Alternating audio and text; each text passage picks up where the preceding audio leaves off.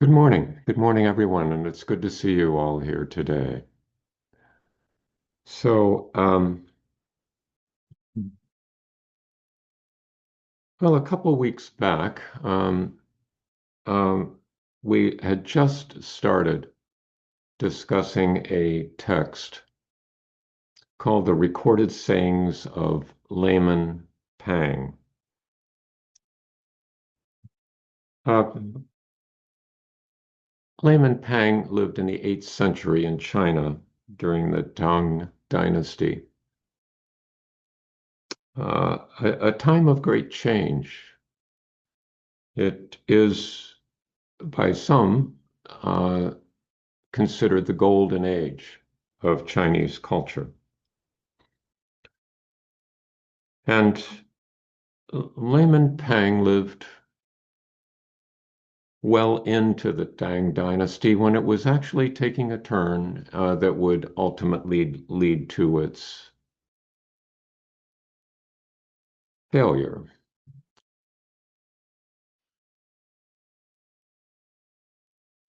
He lived really at the peak of Chinese Buddhism during the Tang Dynasty. And as you may recall, he gained notoriety for packing all of his belongings into a boat, taking them out into the center of a river and dumping them in the water. Uh, when he was about 40 years of age, what we might term a midlife crisis, devoting the remainder of his life to composing poetry and studying Buddhism with various teachers.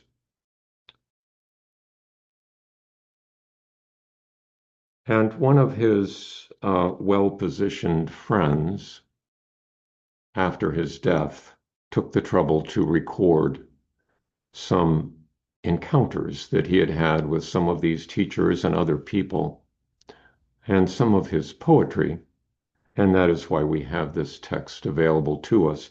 Um, there are two translations, and the one I'm relying on primarily is that by the lead author was Ruth Fuller Sasaki, who uh, was a force in nature by herself, but I won't get into that. And there's another more recent text by James Green that we're also referring to. Well, last time we talked about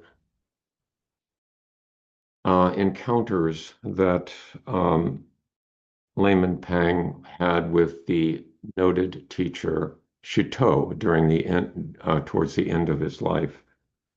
And one of these encounters involved Layman Pang asking a question, which Ruth Fuller translates as, "What is the man who doesn't accompany the 10,000 dharmas?" Um, what is a man who doesn't accompany the 10,000 dharmas? What is a person separated from his or her surroundings, separated from causes and conditions? What is the essence of a person? In other words, he could have been asking more like, who am I? Or more generally, what is my purpose? Why am I here? And Chiteau responded with a gesture, putting his hand over Layman Pang's mouth in kind of a shush gesture. Be quiet, be still. Well, sometime later, not too much later, Layman Pang went to another teacher, Matsu. Matsu was also well noted, and it wasn't unusual at that time, by the way, for people to kind of wander around from temple to temple, visiting various teachers and trying to learn from them. Um, and in fact, sometimes the abbot of a temple would send a student to another teacher if he thought that that was um, if that was more temperament, if he was more temperamentally suited for another teacher. So, so he visited Matsu, and that's the encounter that we'll talk about today.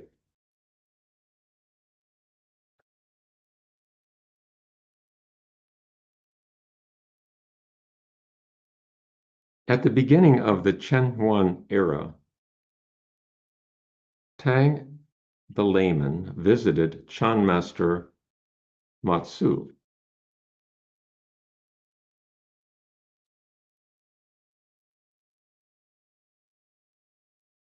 And he asked, "Who is the man who doesn't accompany the 10,000 dharmas?" The same question. Matsu replied, "Wait till you've swallowed in one swig all the water of the West River. Then I'll tell you," replied Matsu. At these words, the layman suddenly understood the mysterious principle. He offered the verse containing the phrase, "empty-minded, having passed the exam." So he asked the same question and got a different response from Matsu. I think it's relevant that Shito is considered in the lineage, rather, of the Soto Zen tradition, which focuses on silent meditation facing a wall. And Matsu is in the lineage of the Rinzai Zen tradition, which focuses on koan study. So there's a lot, and there are many people who study in both traditions. Many teachers have studied in both traditions. But you might say that the Rinzai tradition, focused on koan study, is more active. In a way, the mind is given an insoluble puzzle and invited to hold that puzzle in mind day after day until the mind breaks open and the puzzle dissolves. Whereas in the Soto Zen tradition, one enters directly into what one might call the emptiness of wall gazing. It's a more receptive approach rather than a more active approach.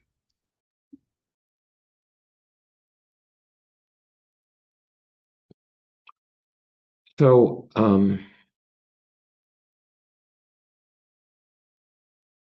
this instruction that Matsu gave to Layman Pang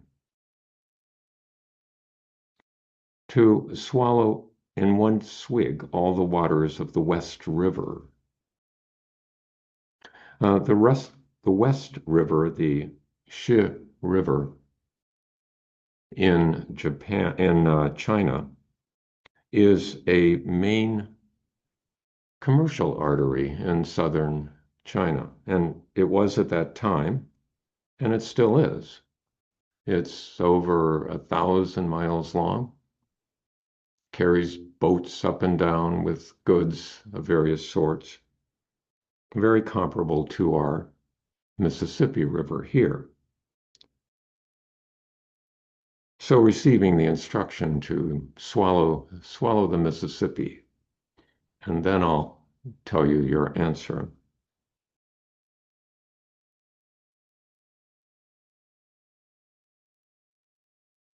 Well, you might say, well, it's sort of a trick. Like, you can't do this, it's impossible, so I won't have to answer your question. That's one way of looking at it. And there are many ways of looking at it, including ways I haven't thought of. But another way of looking at it is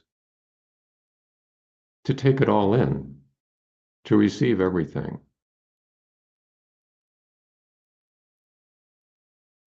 to receive it all in one gulp without time to edit or process. Just take it all in, everything that comes into the mind. And once you've done that, maybe your question will dissolve.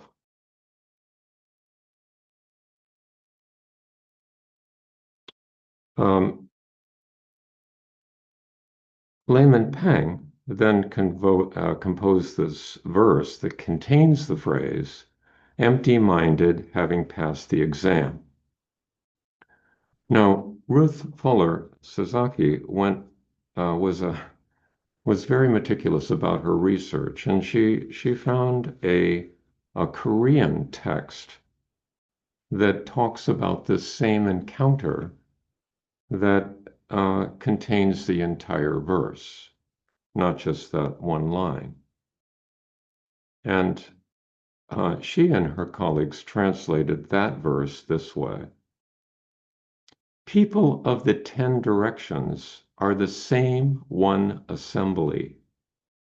All people are the same one assembly. Each and every one learns wu-wei, W-U-W-E-I, wu-wei. This is the very place to select Buddha. Empty-minded, having passed the exam, I return.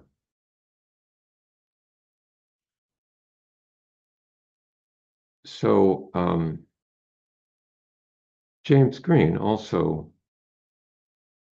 translated that entire verse in this way: coming to this place from all directions, they all study non-doing, wu-wei. But right here, where Buddhas are selected, the examination is passed with an empty mind.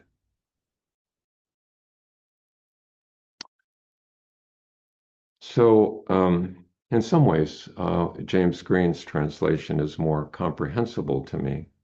Coming to this place from all directions, to the temple, they all study non-doing, wu-wei. But right here, where Buddhas are selected, the examination is passed with an empty mind. Now, there was at that time in China uh, a meritocracy where people would, in order to have government positions, to be civil servants, they would have to pass exams.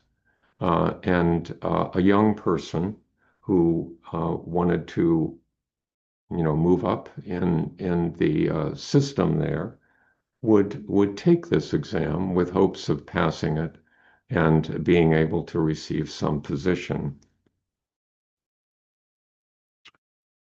Um, the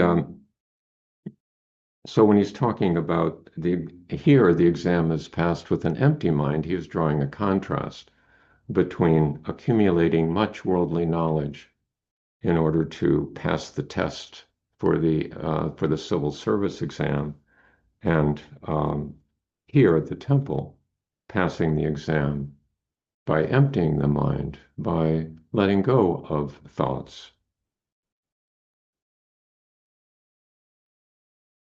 by, in a way, disenchanting oneself from worldly things. But earlier in the verse, in the second line, the term wu-wei is used, and that's a complicated thing to explain. And I'm sure I won't do it full justice, but let me talk a little bit about my understanding of it at this time. Wu-wei is often translated as not doing or non-doing. or not moving or non-moving. Um, and as a result, it's, I think, misunderstood as being a position of complete passivity, of just either not doing, not caring, just sitting there doing nothing and letting the world go by. But that is not the meaning of wu-wei. Wu-wei has more to do with acting in the world unencumbered by egoistic designs, to responding spontaneously and naturally to the situation at hand, whatever that may be. And actually, when Buddhism came to China and the Buddhist texts were translated from Sanskrit or Pali into Chinese, Wu Wei was the phrase that was used to replace nirvana or nibbana. So it was considered in a way, kind of the goal of the path, of the Buddhist path, Wu Wei, that naturalness. The concept of Wu Wei, however, did not arise with the appearance of Buddhism in China. It long preceded it. And there is, for instance, there is a verse from the 5th century before the Common Era, 5th century BCE, well before Buddhism arrived in China, that goes like this. When you enlarge your mind and let go of it, when you relax your vital breath and expand it, when your body is calm and unmoving, that's Wu Wei, you can maintain the one and discard the myriest disturbances. You will see profit and not be enticed by it. You will see harm and not be frightened by it. Relaxed and unwound, yet acutely sensitive, in solitude you delight in your own person. This is called revolving the vital breath. Your thoughts and deeds seem heavenly.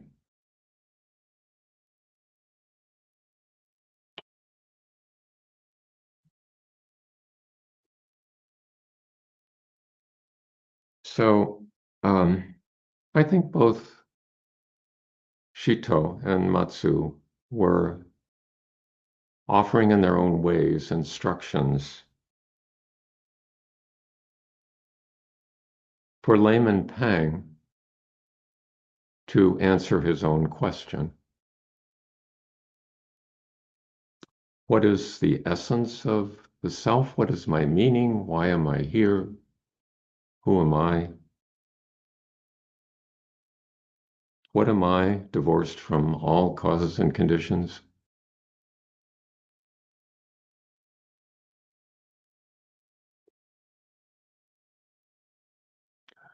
They were inviting Layman Pang to be quiet, sit still, be receptive, take it all in, and you will see that these questions are unnecessary,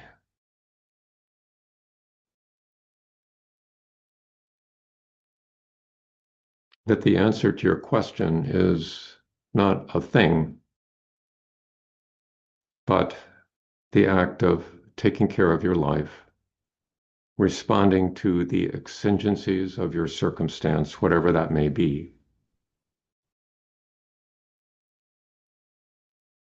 addressing the moment, taking care of what is in front of you.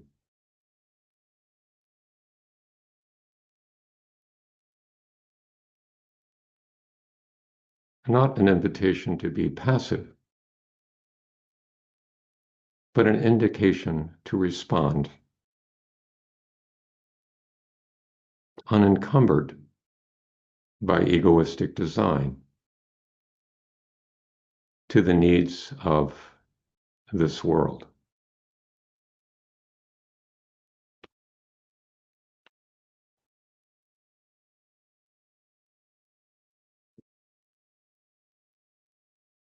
Another way of phrasing this would be to play your part.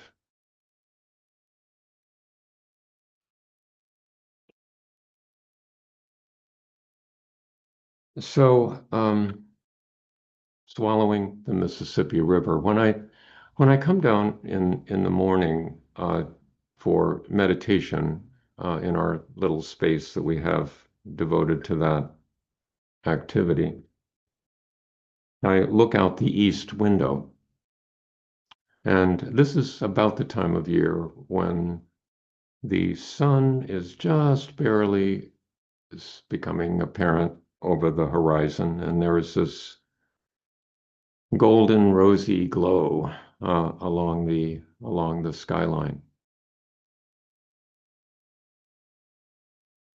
So I see that comes into my senses, and I can also see in the adjacent yard some very bright, glary, um, cold spectrum lights that the neighbor has installed around her property that makes it look at times like a high security prison.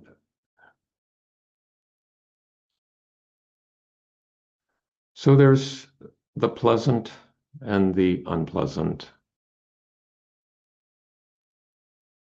And it's a reminder to take it all in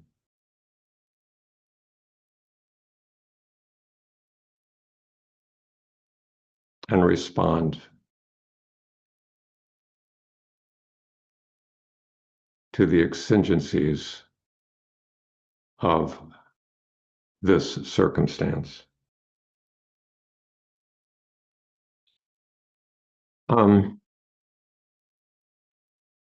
so this concept of wu-wei is something that, or this thought, or this thinking about wu-wei is something that has been a thread in Chinese thought for many, many centuries, for millennia. And as Buddhism came into China, that thread continued on and was incorporated into the fabric of Chinese Buddhism, of Japanese Buddhism, and of Buddhism in the West today.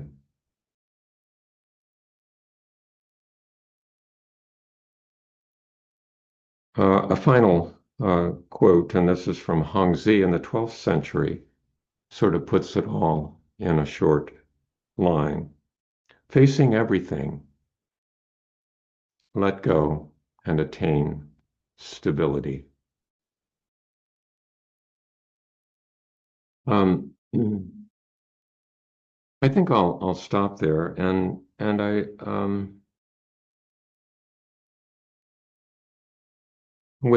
guess I'll leave you with the questions or the comments. Is the self devoid of context a useless fiction? And I'll remind you that the context that we are in now, with wars and rumors of wars, had parallels with the context of Layman Pang's time when there were wars and rumors of wars. and had parallels in Shakyamuni Buddha's time when there were wars and rumors of wars. How do we respond to the exigencies of this circumstance? Thank you very much for being here today. I appreciate your listening. And we'll go into breakout rooms now.